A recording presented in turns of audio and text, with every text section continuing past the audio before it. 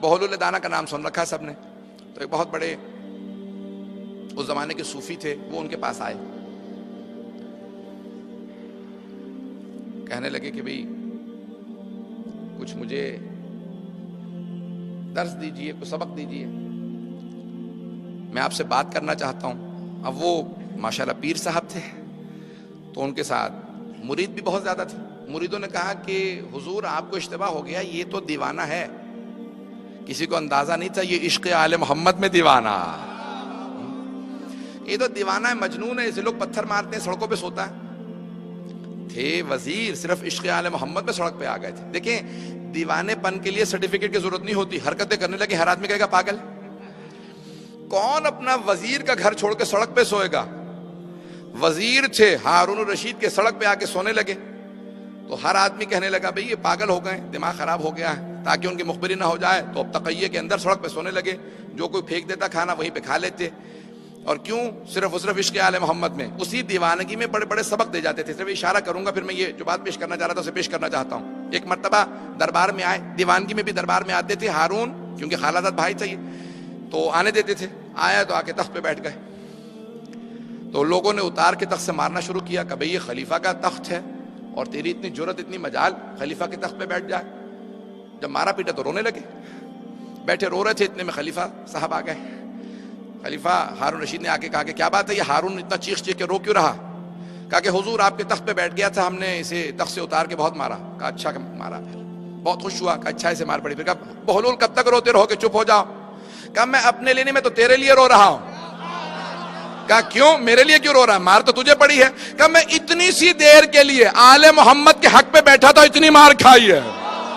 تو کب سے بیٹھا ہے, سوچ سوچ کے رو رہا, تجھے کتنی مار پڑے گی.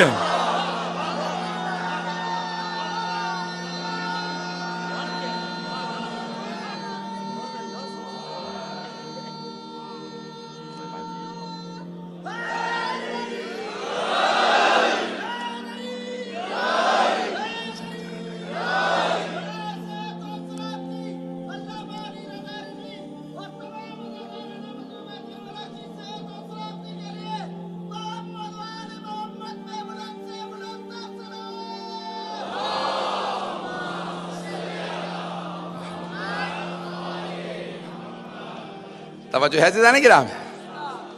تو کہا میں اپنے لیے نہیں, میں تو تمہارے لیے رو رہا ہوں. اتنی سی دیر کے لیے آل محمد کا حق غصب کیا تھا میں نے, چند لحظے بیٹھا تو میں نے اتنی مار کھائی ہے. تم تو کب سے حق غصب کیے بیٹھے ہو, سوچ سوچ کے مجھے رونا آ رہا ہے کہ تجھے کتنی مار پڑے گی. عزیزان گرامی, بعض اوقات کوئی دیوانہ ہوتا ہے, دیوانگی میں اتنے بڑے بڑے پیغام دے جاتا ہے. تو اب جنید بغدادی یا جو بھی اب بہت بڑے صوفیوں کے مرید ساتھ میں کہا بھی یہ مجنون ہے, دیوانہ ہے. کہا نہیں تم نہیں جانتے, یہ صادق آل محمد کا شاگرد ہے. وہ بھی جانتے تھے, انہیں پتا تھا کہ یہ آدمی عام آدمی نہیں ہے. کہا سبق دیجئے, میں آپ سے بات کرنا چاہتا ہوں. اس نے پوچھا, کہا بات کرنی آتی ہے آپ کو؟ حضرت بہلول نے پوچھا. کس سے, اتنے نام لینا مناسب نہیں, بہت بڑے صوفی ان سے پوچھنے لگے کہ آپ کو بات کرنی آتی ہے؟ انہوں نے کہا ہاں بات کرنی آتی. کیسے بات کرتے ہیں؟ کبھی آرام آرام سے بات کرنی چاہیے, الفاظ اچھے استعمال کرنے چاہیے, اور جب بات کریں تو دوسرے کی بھی سنیں. اور وہ وضاحت کرنے لگے کہ جتنے مستحبات ہیں. انہوں نے کہا تم تو جاہل آدمی ہو, تمہیں تو بات تک کرنی نہیں آتی.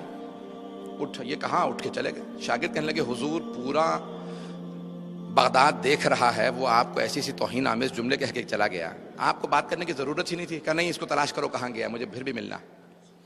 اب وہ شاگرد کہنے لگے حضور مسئلہ کیا ہے, آپ ہمارے پیر ہیں. کہا نہیں, اس کو تلاش کرو. چلے پیچھے چلے, قبرستان تلاش کرتے کرتے پہنچ گئے کہ قبرستان میں بیٹھے کھانا کھا رہے ہیں.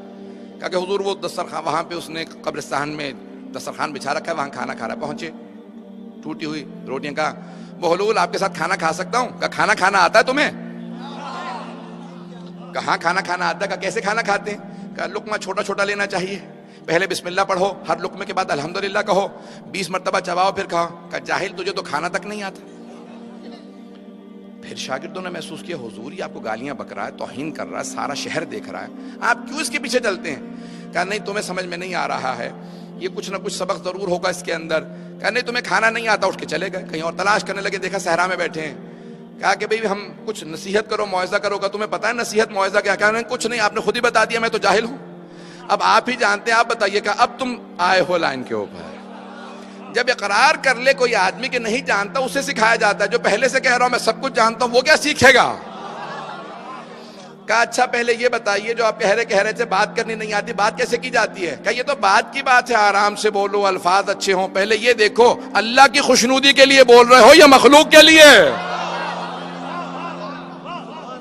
کس کی خوشنودی کے لیے کلام کر رہے ہو؟ پہلی تو بنیاد تو صحیح کرو, یہ تو ساری بات کی باتیں ہیں. کہا چلیں آپ نے مجھے بولنا سکھا دیا, اب یہ بتائیے کھاتے کیسے ہیں؟ کہا کھانے یہ تو سب بات کی باتیں ہیں کہ بسم اللہ پڑھو, الحمدللہ کہو, لقمہ چباؤ, چھوٹا لقمہ ہو 20 دفعہ چباؤ, پھر آرام سے زیادہ نہ کھاؤ. یہ سب بات کی, یہ تو مستحبات ہیں, یہ تو بات کی باتیں. پہلے یہ دیکھو حلال کھا رہے ہو, غصبی تو نہیں ہے, کسی یتیم و بیوہ کا حق تو نہیں کھا رہے ہو. یہ تو سب بعد میں آئے گا, مستحبات تو بعد کی باتیں ہیں. پہلے بنیاد تو صحیح کرو. دعا کی استجابت میں بھی یہی سب چیزیں ضروری ہے. تو انہوں نے کہا کہ ٹھیک ہے, جب آپ نے مجھے سکھا دیا بولنا کھانا, اب کوئی نصیحت کر دیں. کہا کبھی بھی جب آپ آخرت کی بات کریں تو یہ نہ کہیں کل سے شروع کروں گا. کچھ لوگ پہنچ گئے ہیں. کہا جب بھی آخرت کی بات کرو تو حضرت ابو ہریرہ نے کہا کبھی بھی یہ نہ کہنا کل سے شروع کروں گا. جب بھی آخرت کی بات کرو تو کہو آج سے ابھی سے شروع کروں گا. کیونکہ جب کہو کہ کل تو وہ کل آتی ہی نہیں.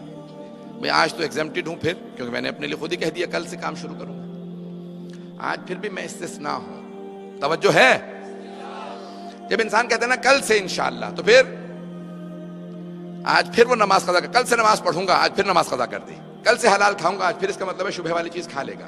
کل سے ماں باپ کا احترام شروع کروں گا, آج پھر اس کا مطلب ہے گستاخی کی نیت باقی ہے. پتہ نہیں توجہ ہے یا نہیں. کہیں میں ابھی سے شروع کروں گا, جو نماز رہ گئی ہے آج کی اسے ادا کر لوں, پھر کل کا دن انشاءاللہ مجھے نیا رزق بھی دے گا, نیا سلیقہ بھی دے گا, نئی عبادت کی مہلت بھی دے گا, نیا دن شروع ہوگا میرے لیے, بہت سی برکتیں لے کے آئے گا. اسی کو کہتے ہیں انقطاع, دنیا سے کٹ جانا, خدا سے لو لگا.